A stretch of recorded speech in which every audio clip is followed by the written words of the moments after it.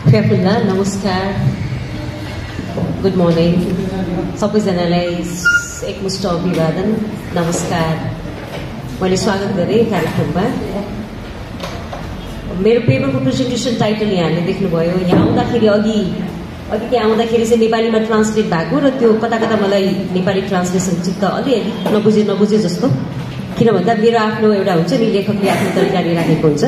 तर मलाई चाहिँ यो इङ्ग्लिस टाइटल नै राख्छु. मैले पेपर अङ्ग्रेजीमै गरेको हो. त्यसले गर्दा आज मेरो चाहिँ मिक्स्ड हुनसक्छ. मैले बोल्दाखेरि त्यसमा अन्यथा नलिदिनु होला. मेरो चाहिँ अङ्ग्रेजी र नेपाली दुईटैको अलिकति मिक्स हुनसक्छ है. Faces of faceless in Tamang's paintings claiming for identity. Tamang's भनेको सुभाष तामाङ्स पेन्टिङ. मैले सुभाष तामाङको 3वटा पेन्टिङलाई यहाँ लिएको छु. त्यही 3वटा पेन्टिङलाई टेक्स्टको रूपमा लिएर मैले त्यसकै टेक्स्चुअल एनालिसिस गर्छु, केही थियोरीहरू राखेर. त्यही नै हो मेरो आजको प्रेजेन्टेसन. म कुमारी लामा, म त्रिभुवन विश्वविद्यालयको उपप्राध्यापक अङ्ग्रेजी विषयको. अहिले मेरो कार्यस्थल भनेको त्रिभुवन मल्टिपल क्याम्पस पाल्पा, तानसेन.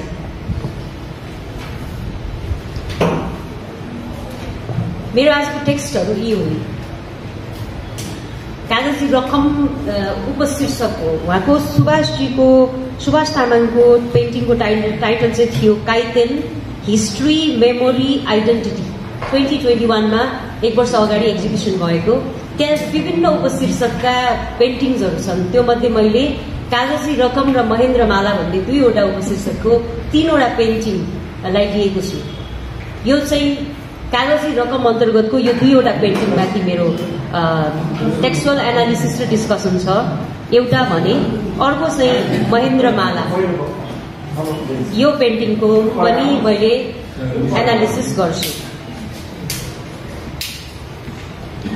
अब परिचय गरौँ. मेरो यो पेपरको परिचयबाट सुरु गरौँ. तामाङ इन्डिजिनस तामाङ कम्युनिटी अथवा हामी आदिवासी तामाङ कम्युनिटीको आफ्नै किसिमको संस्कृति छ, भाषा छ, हाम्रो जीवन पद्धति छ, हाम्रो दर्शन छ, हाम्रा सांस्कृतिक सिम्बोल्सहरू छन्. त्यसकारण हामी एउटा विशिष्ट पहिचान सहितको समुदाय हौँ. तथापि हाम्रो इतिहास के छ भन्दा संरचनागत दोहनमा परेर अत्यन्त धेरै सीमान्तमा परेको अथवा सीमान्तीकरणमा परेको समुदाय मध्येमा तामाङ अझ बेसी प्रताडित भएको पाउँछौँ. त्यो चाहिँ कसरी भन्दा जङ्गबहादुर राणाको मुलुकी ऐन 1910 मा आएको मुलुकी ऐनले चाहिँ कानुनी रूपमा वैधता प्रदान गरेर तामाङमाथि अत्याचार गरेको देखिन्छ. त्यो चाहिँ कास्ट हाइरार्कीको कुरा ल्यायो र हाम्रो जाति समुदायलाई चाहिँ मासिन्या मतवाली अथवा इन्स्लेवेबल अल्कोहल ड्रिङ्करको रूपमा एउटा क्याटेगोराइज गरेर हामीलाई चाहिँ एउटा फरक किसिमको क्षेत्रभित्र राखेर दोहन गरेको देखिन्छ. त्यसमा पनि अझ एउटा चाहिँ रकम भनिँदो रहेछ, जसलाई त्यो चाहिँ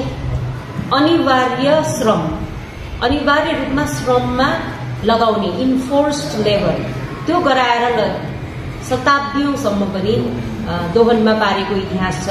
र यसै सन्दर्भलाई लिएर मेरो यो आजको कार्यपत्रले चाहिँ सुभाष तामाङको 3वटा सेलेक्टेड पेन्टिङ्समा चाहिँ मैले क्रिटिकल एनालिसिस गर्दैछु. अब यसको लागि एउटा सैद्धान्तिक आधार चाहिन्छ. त्यसको लागि मैले चाहिँ सिद्धान्तमा चाहिँ स्टुअर्ट हलको रिप्रेजेन्टेसनको थियोरीलाई कल्चरल स्टडी अन्तर्गतको रिप्रेजेन्टेसनको थियोरी. अब रिप्रेजेन्टेसन भन्नाले यहाँ त हाम्रो त मिसरिप्रेजेन्टेसनको कुरा छ. त्यो थियोरीलाई पनि मैले युज गरेको छु भने अर्को कुरा चाहिँ मैले एन्ड्रेस होफरले मुलुकी ऐनको क्रिटिकल एनालिसिस गरेको एउटा किताब छ, त्यसबाट पनि मैले लिएको छु. सैद्धान्तिक पर्याधारको लागि मैले महेशचन्द्र रेग्मीको 1964 देखि यता सिरिजमा छ ल्यान्ड टेन्युर रिलेटेड ट्याक्सेसन सम्बन्धी र त्यो ट्याक्सेसनको सिस्टममा बिर्ता सिस्टमको कुरालाई चाहिँ मैले मुख्य गरी यहाँ प्रयोग गरेको छु. र सबैभन्दा ठूलो मेरो यहाँको मैले टेक्स्चुअल एनालिसिसको लागि लिएको भनेको चाहिँ डेभिड होमबर्ग र क्याथरिन एस मार्सले लेख्नु भएको एउटा रिसर्च आर्टिकल छ, जसको नाम हो, टाइटल हो local production local knowledge forced labour from below भन्ने 1999 मा जर्नलमा छापिएको आर्टिकल छ. त्यो चाहिँ भयङ्कर ठुलो रिसर्च गरेर लेखिएको रहेछ. त्यहाँ चाहिँ विभिन्न रसुवा, धादिङ र नुवाकोटको त्यो सर्टेन क्षेत्र गाउँमा गएर त्यहाँ रिसर्च गरेर लेखिएको छ कसरी तामाङ समुदायलाई चाहिँ फोर्स लेबरमा शताब्दीौं लगाइयो भन्ने कुरा विस्तृत रूपमा त्यसमा लेखिएको छ। मूल गरी यिनै कुराहरूलाई मैले थियोरिटिकल ब्याकग्राउन्डको रूपमा लिएर मेरो आजको पेपर चाहिँ तयार गरेको छु। अब यो पेन्टिङ हेरौँ। मेरो टेक्सटुअल एनालिसिसको पहिलो टेक्स्ट भनेको यो पेन्टिङ हो, सुभाष तामाङको। यसको उपशीर्षक छ कागजी रकम। रकम भनेको ट्याक्स। कागजी रकमको दुईवटा पेन्टिङ मैले लिएको छु भने अघि नै पहिलो पेन्टिङ यो हो। कस्तो सुन्दर देखिन्छ त्यो फूल, हेर्नुहोस् न, त्यो फूल कति सुन्दर देखिएको छ। तर त्यो फूलले के गरिदिएको छ भन्दा त्यस पछाडिको अनुहार के छ भनेर हामीलाई थाहा छैन। त्यो फूल चाहिँ के को रहेछ भन्दा लोक्ता, जसबाट कागजको, नेपाली कागजको बनाइन्छ। त्यो लोक्ता प्लान्टको बोक्रालाई छिलेर त्यसलाई विभिन्न प्रोसेसमा लगेर अनि त्यसबाट चाहिँ कागज तयार गरिने रहेछ। जुन कुरा चाहिँ अघि मैले फोर्स लेबरको कुरा गरेँ, विशेष गरी यो क्षेत्रको 3टा जिल्लाको तामाङ समुदायलाई गभर्नमेन्टबाट नै त्यो आदेश दिएर यसरी 100औं वर्षसम्म कागज प्रोडक्सनको निमित्त फोर्स लेबरमा राखिएको र यो फूल चाहिँ त्यही लोक्ताको फूल रहेछ। र त्यो लोक्ता कागज निर्माणको प्रक्रियामा तामाङ समुदाय चाहिँ के भयो भन्दा हरायो। तामाङ समुदायको पहिचान हरायो। तामाङ समुदायलाई चाहिँ दासको रूपमा प्रयोग गरियो। एउटा चाहिँ इन्फोर्स्ड पनि भयो, अर्को कुरा भनेको चाहिँ फ्री सर्भिस, पैसा बेगरको अथवा अत्यन्त न्यूनतम ज्यादा, जसले उसको घरबाट चल्न सक्दैन। उसले कागज प्रोडक्सनको लागि दिनरात खटिनु पर्ने, खेतीबारीमा काम गर्न नपाउने, उसले त्यसबाट गुजारा नचल्ने, एउटा कुरा त्यो भयो।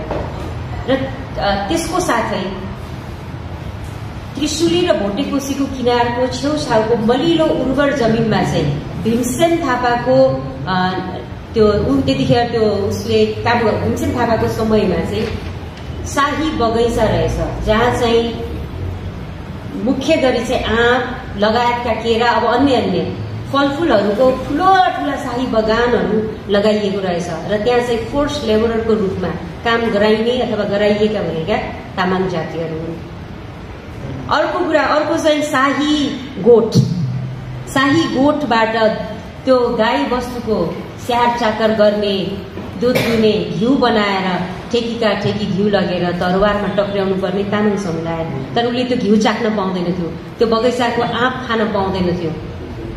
तर त्यो फलाउनेदेखि लिएर दरबारमा पनि गोटा गन्तीले बोकेर 4 दिनसम्म हिँडेर काठमाडौँका दरबारहरूमा पुर्याउनु पर्ने रहेछ। त्यसकारण 3वटा कुरा भयो यहाँनिर। अहिले मैले यो एउटा मात्रै पेन्टिङ देखाएको छु। अब अर्को, यसको मैले अलिकति अब एक्सप्लेन गर्छु।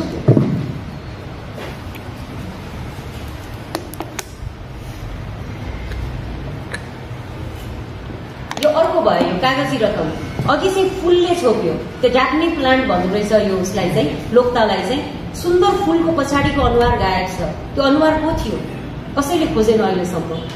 तर त्यो अनुहार पछाडिको चाहिँ तामाङ समुदायको मानिस रहेछ, जसले चाहिँ 200 वर्ष, लगभग 150-200 वर्षसम्म चाहिँ दमनमा पर्यो। त्यो एउटा चाहिँ सुरुमा चाहिँ फूल छ, यसमा चाहिँ कागज नै छ, कागजले नै छोपेको छ। हेर्नुहोस् है, कति सिम्बोलिकली हाम्रो सुभाष तामाङले यसलाई प्रेजेन्ट गर्नुभएको छ। योभन्दा अगाडिको चित्रमा चाहिँ त्यो काम गर्दाखेरि लगाइने लुगा छ, हेर्नुहोस् है, खुम्चिएको। डेफिनेटली यो राजाले लाउने लुगा त होइन, यो त एकदम मजदुरले लाउने कपडा, माथि फेटा बाँधेको छ, एउटा श्रमिकले लगाउने होइन, पसिना पुस्नको निमित्त फेटा बाँधेको छ उसले, अथवा काम गर्दाखेरि लगाइन्छ यो पोसाक छ। र यो चाहिँ तामाङ समुदाय हो, यसको अनुहार देखिँदैन।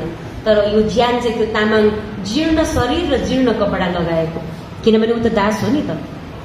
यसमा चाहिँ त्यो कागज बनाइसकेपछिको त्यो कागज बनाएर ताउ कागज बोकेर दरबारमा पुर्याउन जानुपर्ने हुनसक्छ। कोही उनीहरूको लिडर थियो होला, लिडरले पुर्याउँथ्यो होला। तर यो हेर्नुहोस् है, त्यो जनजाति समुदायले पहिरिने कपडा मात्रै होइन कि त्यो एउटा खुकुरी पनि भिरेको छ। अहिलेको भन्दा अलिकति राम्रो पोसाक पनि छ यसमा चाहिँ, होइन। यो पहिरिएर अब उसले त्यो दरबारमा त्यो पुर्याउनको निमित्त रेडी भएको जस्तो। तर अब अहिले पनि उसको अनुहार चाहिँ देखिँदैन। यो दुईवटा कागजी रकम अन्तर्गतको पेन्टिङ। यसले चाहिँ के देखाउँछ भन्दा अहिले मैले अलिकति एक्सप्लेन पनि गरेँ। अब historical structural brutality versus beautiful Daphne flower. Daphne flower त्यो कागज बनाउन प्रयोग गरिने त्यो लोकताको फूल त्यसको सुन्दरताको पछाडिपट्टिको त्यो अत्यन्त दर्दनाक शोषणको कथा सुभाष तामाङको यो पेन्टिङले बताउँछ। मलाई लाग्छ त्यसले चाहिँ के गर्यो भन्दाखेरि एउटा हिस्ट्री, हाम्रो हिस्ट्री के छ त? आज हामी यसरी महोत्सवमा भाग लिने भएका छौँ, तर हाम्रा पिता पुर्खाले के गरे त, अथवा कस्तो किसिमको दोहनमा परे भन्ने कुरा छ।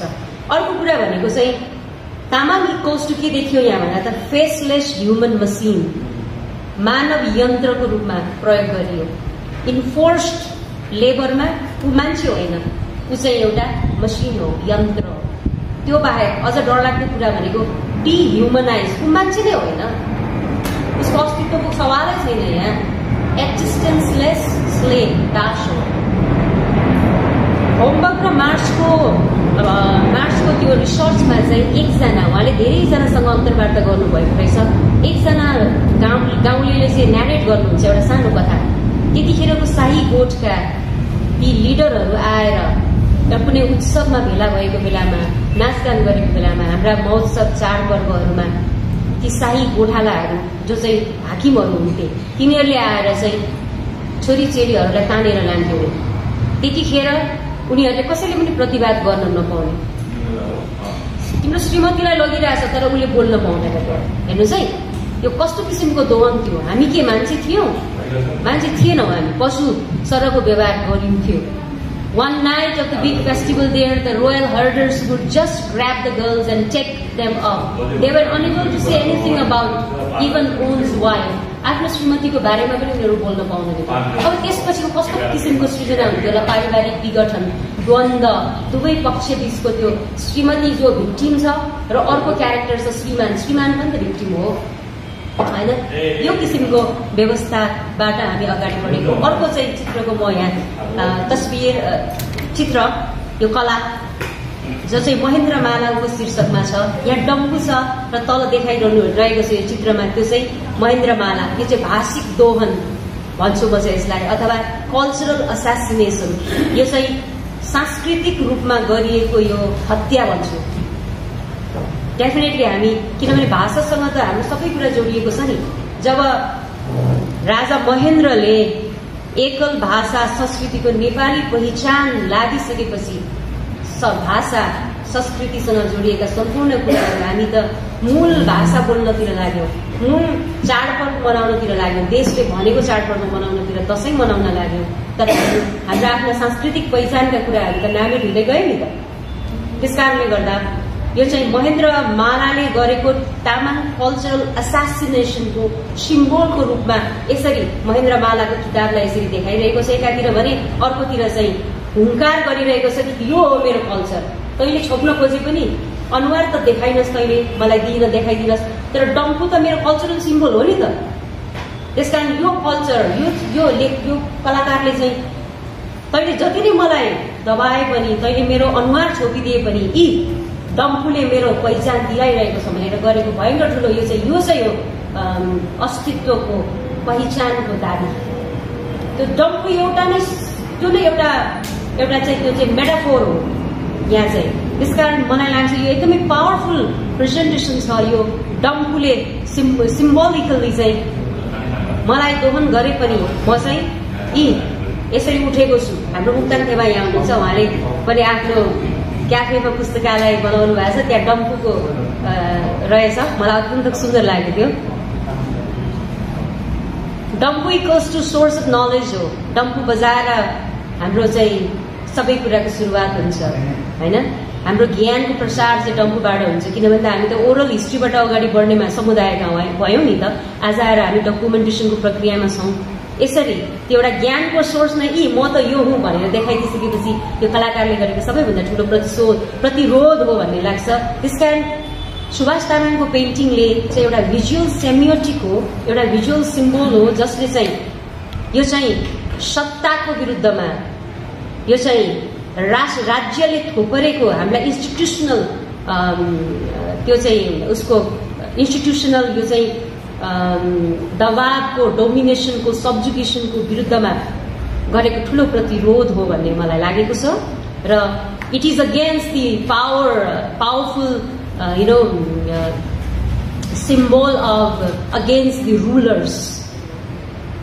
At the same time, यसले चाहिँ तामाङ कल्चरको आइडेन्टिटीलाई ठुलो स्वरमा क्लेम गरिरहेको छ। यो चाहिँ डिसेन्टिङ भोइस हो, क्लेमिङ फर द आइडेन्टिटी। अब अन्तिममा मैले मेरो पेपरले चाहिँ क्रिटिकल्ली तामाङ हिस्ट्री एनालाइज गरेको छ। तामाङ हिस्ट्री अफ मार्जिनलाइजेसन, हाम्रो सीमान्तीकरणको इतिहासलाई चाहिँ भयंकर कडा रूपमा प्रस्तुत गरेको छ। के को माध्यमबाट मैले प्रस्तुत गरेँ भन्दा सुभाष तामाङको सेलेक्टेड 3वटा पेन्टिङको माध्यमबाट मैले यहाँ प्रस्तुत गरेँ। र सुभाष तामाङको कागजी रकम र महेन्द्र मालाले चाहिँ प्रतिरोधको आवाज उठाउँछ।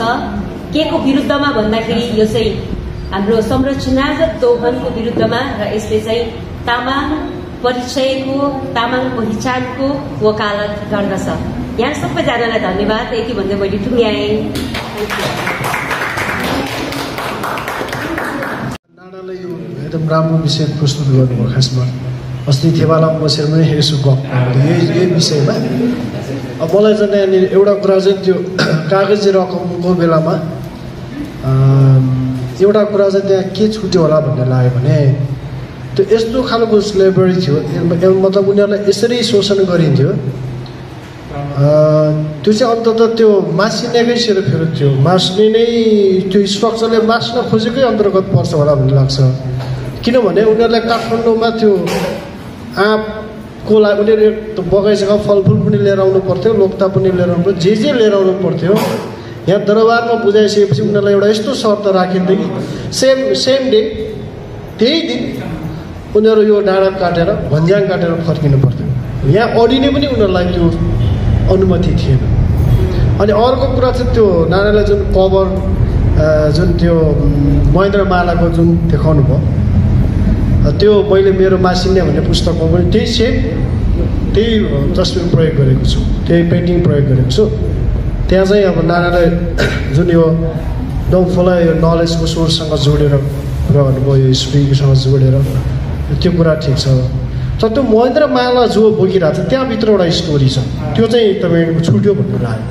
त्यो स्टोरी चाहिँ के हो भन्दाखेरि त्यो चाहिँ डाँफेको स्टोरी हो है। तपाईँ डम्बुको माथि पनि डाँफे छ त्यहाँनिर होइन। त्यो स्टोरीले के भन्छ भने तामाङ चाहिँ डाँफे मन पराउँदैन, डाँफेलाई रकेट्छ, डाँफेलाई मार्छ। किनभने एउटा स्टोरी कस्तो बनाएको छ उनीहरूले भने तामाङको बिस्कुट खानलाई डाँफे आउँछ र त्यो तामाङलाई मार्छ। पछि त्यसलाई लामादाईको रूपमा उनीहरूले प्रेजेन्ट गरेको छ र डाँफे चाहिँ लामासँग डराउँछ भन्ने कुरा गर्छ उनीहरूले। तर त्यो चाहिँ सामाजिक हिसाबले हेर्दाखेरि चाहिँ तामाङहरूको असाध्यै सुन्दर पन्छी जसले तामाङले माया गर्छ र डम्बुको माथि राख्छ।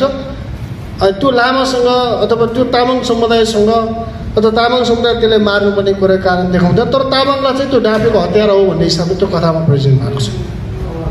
त्यो पनि एउटा भयानक चिज हो होइन। त्यसले पनि एउटा अर्को न्यारेटिभ बनाउँछ। त्यो पनि मासिनेको वरिपरि नै त्यो न्यारेटिभ बनेको हो भन्ने लाग्छ। त्यो छुट्यो कि भनेर मात्रै नानालाई त्यो भन्ने